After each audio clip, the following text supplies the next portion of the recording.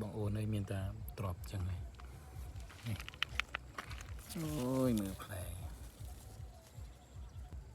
ស្អាតស្អាតអត់អូយអាចទៅដាក់ទឹកវាដល់នេះមករះចាប់ដើមផ្លែទូចញាប់នេះស្លឹកក៏បានធ្វើនេះអូនេះនេះទៅផ្លែខ្វះទេនេះចាប់ដើមហើយចេញផ្លែត្រួយមួយហើយនេះអូយនេះទៀតនេះនេះតិចបានស្ងមរះនេះផ្លែតាំងពីដីឡើងក៏មានដែរអូយនេះហើយនេះបងប្អូនអើយសម្រាប់អនុយើងនេះខ្ញុំដាំខែ2នេះខែ3ខែ4យើងបានផ្លែហូបដល់នេះពីភ្នំយើងទុកចុចជាមួយផ្អកជាមួយប្រហុកលីងយើងផ្អកជាមួយ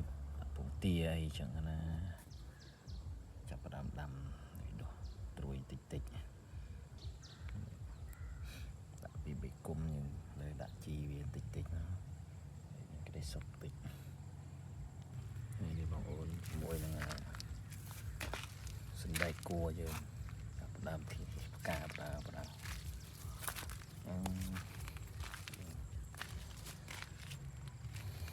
អត់មានលុយទិញផ្សារបងប្អូនអើយ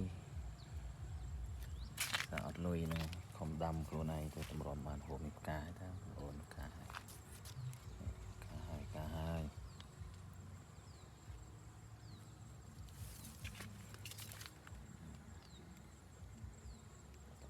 ែរមានសង្ឃឹមហើយការហូបញាក់មកខាងនេះមុំរងតកួនមកសំណប់ប្រាយនោះនេះចេញមកក្រេឆ្វាយមកខាងនេះទៀតគឺត្រសក់តែម្ដងឈៀវឃើញអត់ពេលចុចមកខាងនេះទៀតគឺស្លាត់ជីលឹកខ្ទឹមយើងនេះជីបន្លាយើងអានេះប្រភេទបន្លែជីងាកមកខាងនេះអានេះសិតទៅបបិទ្ធអានេះព្រាសិគូដាក់ជីកាមនេះជីលឹកជាអំរៃអូនេះអានេះជីបានស៊ុយចាប់ដើមដុះមកគុំហើយនេះបងប្អូនអើយនេះជីបានស៊ុយណាមួយនឹងភ្លើងកែបជីបានស៊ុយជីពងទាកូនជីកាមអីនឹងអើយបើមានសាច់គោទៀតធ្វើភ្លានឹងហូបកាត់អត់ទេមកតែបើមានអ្នកឧបត្ថម្ភទឹកហើយនឹងសាច់មកទៀតអូខ្វះទេបន្លែតែខាងនេះពងដុះញាប់ហ្នឹងអានឹងកូនស្បៃ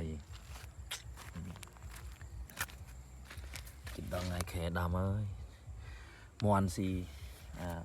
ពេលក្តោបស្ពេសខណាអស់អូ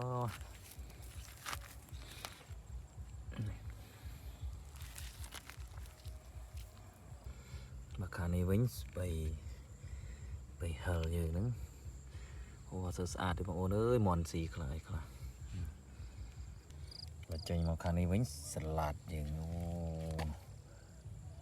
ចិត្តបានហូបមែនតើហើយធំហើយនេះ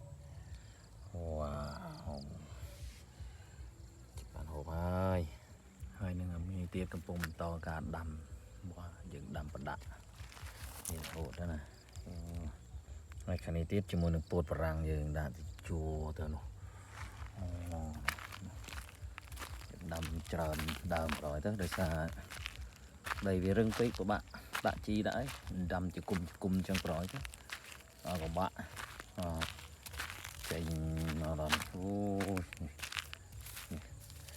ពេលចុងក្រោយនេះវាក់ជាមួយលពៅយើងនេះអីដាក់បានឆ្ងាញ់